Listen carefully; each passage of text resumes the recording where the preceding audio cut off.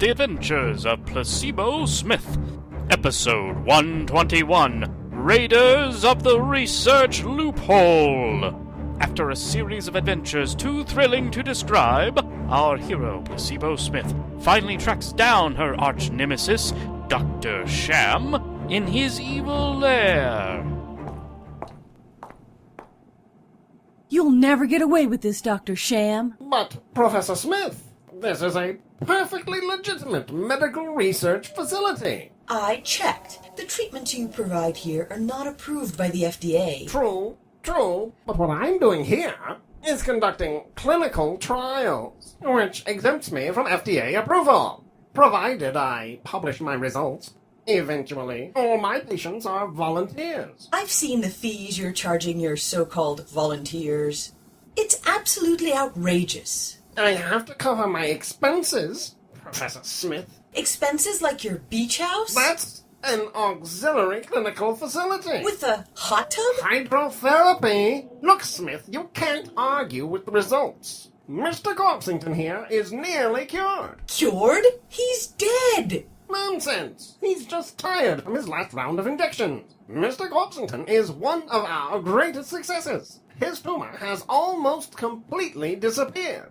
So has the rest of him. Not true! Mr. Corpsington still has a sizable bank account. That is truly despicable, Sham. Thank you. I do try. I mean, it's so hard to keep up with the cutting edge of evil these days. What with the oil companies, the movie studios, and music industry, some days I don't know why I bother. But you're stealing money from a dead man. No. Mr. Corpsington is very much alive, and has, in fact, just granted me power of attorney so that I may manage his affairs while he recovers. Isn't that right, Mr. Corpsington? Yeah, that's right.